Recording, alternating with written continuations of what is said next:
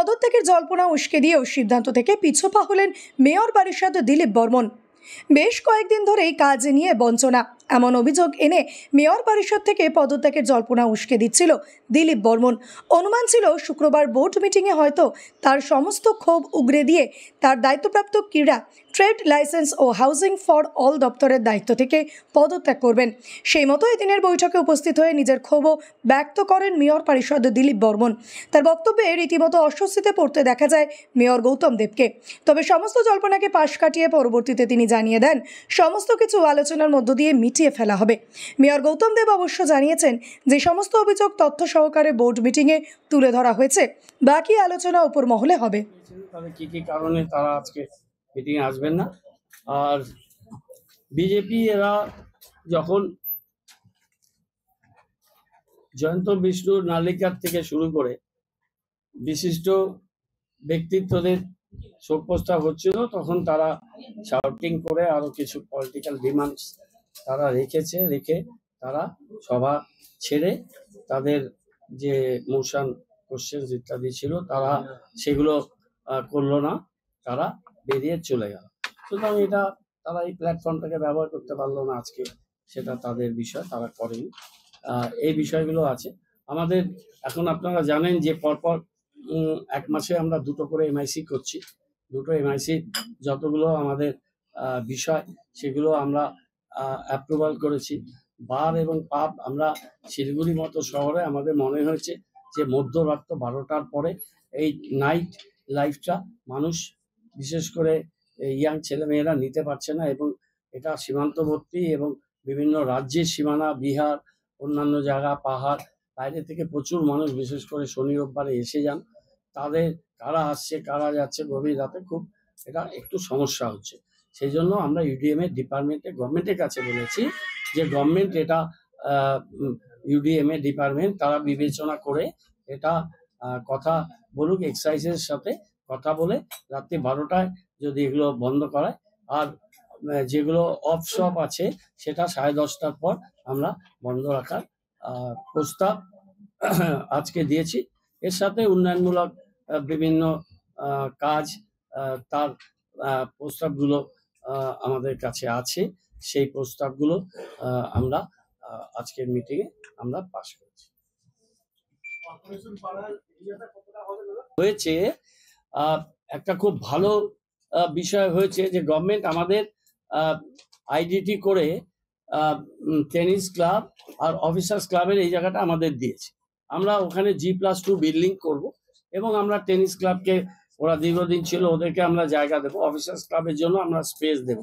ওইদিকে একটা ফেস তৈরি হবে এবং অ্যাডিশনাল ডিস্ট্রিক্ট লাইব্রেরির উপরে একটা ফ্লোরটা আমাদের দিয়েছে। পিডব্লিউডি স্টেবিলিটি সার্টিফিকেট দিয়ে বলেছে যে ওখানে টিনের একটা করা যাবে, প্রায় 3032 স্কোয়ার ফিটের জায়গায় আমরা ওখানে একটা প্রোগ্রাম করব। ওই মোড়টা থেকে শুরু করে এটা ডিটেলটা দেয়া হয়েছে। এটাকে আমরা কর্পোরেশন আর আমাদের এই সামনের টুকুন এই জায়গাটাকে আমরা কর্পোরেশন পাড়া হিসেবে আমরা করছি। আমরা প্রচেষ্টা চালাচ্ছি যে আমাদের পান্থনিবাসের পাশের যে জায়গাটা সেটা আইডিটির জন্য গভর্নমেন্টের কাছে গেছে, ওটা ইন্টার ডিপার্টমেন্টাল ট্রান্সফার হলে 6টা দোকানকে আমরা উপরে তুলে দেব, তলাটা পার্কিং করব, আর তার উপরে রুম করে আমরা ওটাকে রেকর্ড রুম আমাদের করব। সমস্ত আমরা অনলাইন হয়ে যাচ্ছে, কিন্তু রেকর্ডগুলো ব্যাক এন্ডে ওটাকে সিকিউর করে রাখার জন্য আমাদের কম্পিউটারে এখন সব ডিজিটাইজড হয়ে আছে, সেটা ব্যাকআপ ক্লাউডে এটাকে সেভও করে রাখা হচ্ছে। কিন্তু আমরা হার্ড কপিগুলোকে ভালোভাবে, যেভাবে হার্ড কপি রক্ষিত হওয়া উচিত সেইভাবে আমরা ওখানে রেকর্ড রুম করব। আর আমাদের পাশে যেখানে আমাদের হেলথের SWM এর যে জায়গাটা তৈরি হচ্ছে ওখানে আমরা একটা গ্যান্ট্রি তৈরি করছি। গ্যান্ট্রি তৈরি করে ওই বিল্ডিং থেকে এই বিল্ডিং এর ভেতর দিয়ে আসার জায়গাটা তৈরি হচ্ছে এবং ওখানে যারা থাকেন তাদের আমরা অল্টারনেটিভ জায়গা দিয়ে সেখানে ঘর বানিয়ে দিতে চাই এবং এটা পুর নিগমের জায়গা। সেই পুর নিগমের জায়গাটা আমরা অন্য পুর নিগমের একটা ডেভেলপমেন্টের কাজের জন্য আমরা এইটাকে ব্যবহার করতে চাই। এটা আমাদের সিদ্ধান্ত। হ্যাঁ, নৌকাঘাটকে ঠাকুর পঞ্চানন বর্মা আমরা নামকরণ করার জন্য প্রস্তাব নিয়েছি, প্রস্তাব অনুমোদিত হয়েছে। আর এইখানটা এই যে শিলিগুড়ি গার্লসের প্রাইমারি স্কুলের এই যে রোডটা স্ট্রিটটা, এটা আমরা হোমিয়া সেনগুপ্তা প্রাক্তন প্রধান শিক্ষিকা শিলিগুড়ি গার্লস, তার নামে আমরা এটা করছি। শিলিগুড়ি আরো কিছু বিশিষ্ট ব্যক্তিত্ব, তাদের নামে রোড স্কোয়ার করার প্রস্তাব এসছে। আমরা খুব শিগগিরই একটা মিটিং করে দ্রুত লয়ে এই কাজগুলো এবং যে কটা স্ট্যাচু বানানোর আমাদের প্ল্যানিং ছিল, এটা আমরা নেক্সট মিটিং এ করে প্রোঅ্যাক্টিভ একটা অ্যাকশনে আমরা যাব। দিলীপ বর্মন ওপেনলি এই বোর্ড মিটিং এ বোর্ডের বিরুদ্ধে একটা অভিযোগ, যেটা বোর্ডের বিরুদ্ধে না, ও কিছু কাজের পদ্ধতি বা কিছু বলেছে, সেটা নিয়ে আমি যা বলার আমি বলেছি। আমি তথ্য প্রমাণ নিয়ে কাজ করি, তথ্য প্রমাণ নিয়ে বলেছি। এটা নিয়ে আমি আর বিশেষ কিছু এখানে বলবো না। বাকিটা যে ফোরামে এই বিষয়গুলো নিয়ে আলোচনা হওয়া দরকার এবং যে ফোরামে বিষয়গুলো বলা দরকার, সেটা সেই ফোরামে বিবেচিত। এগুলো কথা বলে না কোনো লাভ নেই। আমি তো ওনার সামনেই বললাম। আমি বলিনি, আমাদের এমআইসিরা বললেন যে তারা সবাই যান, এবং এমআইসি মিটিং 46টা মিটিং হয়েছে এবং ফোর্স সাব কমিটির প্রায় 30টার উপরে মিটিং হয়েছে। আর আমি আমার ট্যুর প্রোগ্রাম এখনো সব খুঁজে পাইনি, আমি খুঁজতে বলেছি আরো। আমার কাছে যে তথ্যটা এসছে 34 বার ওই ওয়ার্ডে আছে।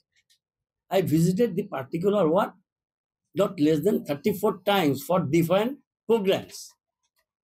কর্পোরেশন, তাহলে বুঝতে হবে ওয়ার্ডটা কতটা নজর দেওয়া আছে। ঠিক আছে, সেটা বারংবার যেখানে যা আলোচনা হওয়ার সেখানে হবে।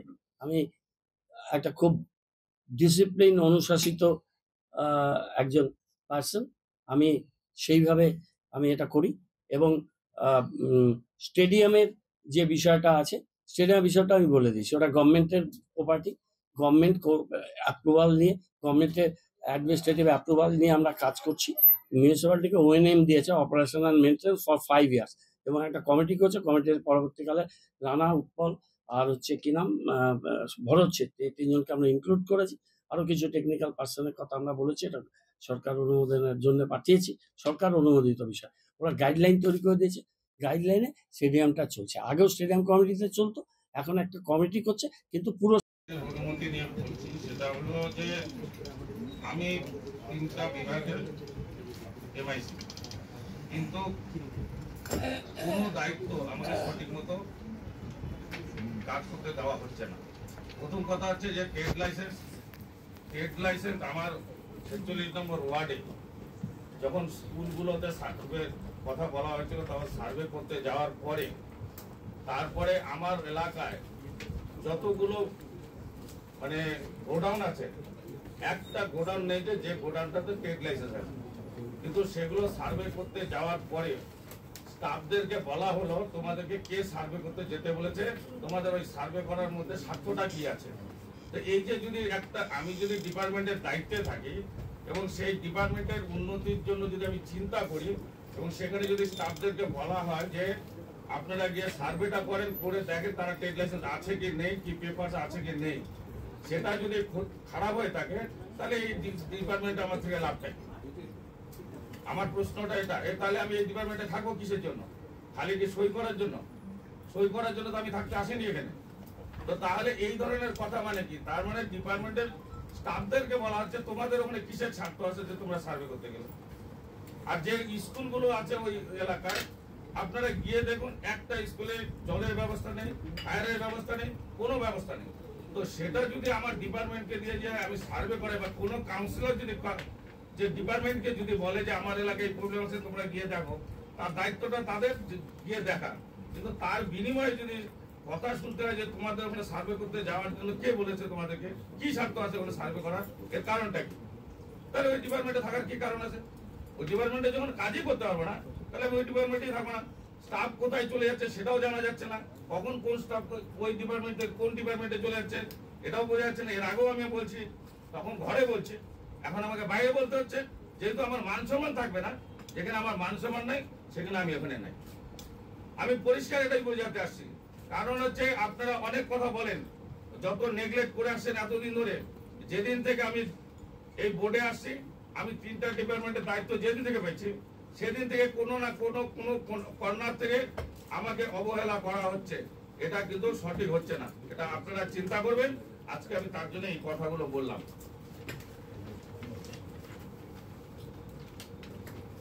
আমার কাছে আরো প্রশ্ন আছে, আমি অতগুলো প্রশ্ন সিস্টেম নাই, আমি জানি যে অতগুলো বলা যাবে না, তাই আমি বললাম না, নেক্সট মাসে আবার যে আপনারা হয় এটাকে নিয়ে তো আপনার সাথে আলোচনা করে নেন বা লিখিত উত্তর দিয়ে দেন। মানে দেখেন এত পেজ এত কিছু, এইটা এই সাথীটা আমি প্রথম এখানে তো মানে ব্যাপারটা কি হলো, অস্বস্তি হচ্ছে এই কারণে। এটা আপনার জুরিডিকশন একদম আপনার এটা হ্যাঁ আপনি তাহলে বাই ডিটেইলস দিয়ে দিন। আমি বাই ডিটেইলস না একটা জিনিস আমি জাস্ট আমি কনক্লুড করছি, লিখিতভাবে দিয়ে দেওয়া যাবে। আর একটা হচ্ছে আর নালে বসে একটা আপনার আপনার রাইট আছে, আপনার তো অধিকারই আছে। এই এমআইসি ফিল করছে, আপনি ডেকে নিয়ে বসে নিয়ে করে দিন কোন জায়গাটা অসুবিধা হচ্ছে, ফিল করছে সেটা অনুভব। কিন্তু অ্যালোবটলি আলোচনাটা করে কেমন লাগছে না? হ্যাঁ রাইট রাইট রাইট। আমি বুঝবো না কিভাবে? আমার কাছে কোনো চিঠি দেওয়া হয়নি, আমার কাছে না বুঝলে ঠিক আছে। আমাকে সবাই সবকিছু বোঝে না, আমি অনেক সাবজেক্ট বুঝি না, আমাকে বুঝতে হয়। হ্যাঁ, এটাতে নিয়ে কোনো লজ্জা পাওয়ার মতো কোনো বিষয় নেই। কিন্তু বিষয়টা হচ্ছে যে কারো কোনো সমস্যা হলে কাজের ক্ষেত্রে তাকে তো কোনো একটা জায়গাতে বলতে হয়। মেয়রকে সরাসরি বলতে পারে, পরিষদীয় মিটিংয়ে বলতে পারে, লিখিতভাবে দিতে পারে, মন্ত্রী বলতে পারে। আমার কাছে কিন্তু এগুলো কোনোটাই ভেন্টিলেটেড হয়নি এবং ডিপার্টমেন্টগুলোতে হিউজ কাজ হয়েছে। এই sports, HFA, housing for all, সেখানে যে কাজগুলো হয়েছে সেই কাজগুলো অনেক কাজ।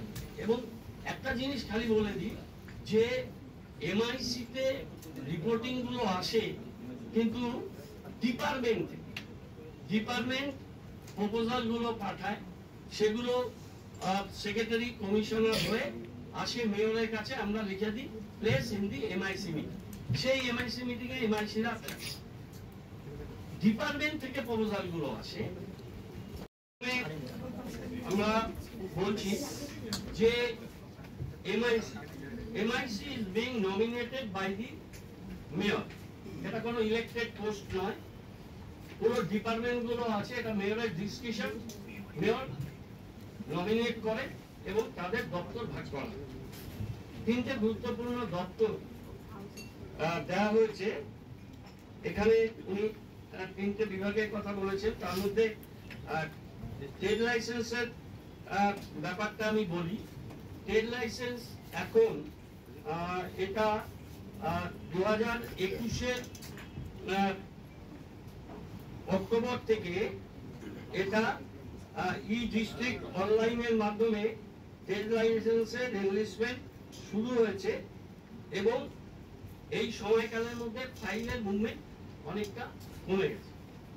গভর্নেন্সের সিস্টেমের মধ্যে ট্রেড লাইসেন্স হচ্ছে এবং অনেক এটা নিয়ে কলকাতায় যখন UDM এর ডিপার্টমেন্ট মিটিং করে বা ওরা এখানে আসে ওদের অফিসাররা, তখন এখানে মিটিং হয়।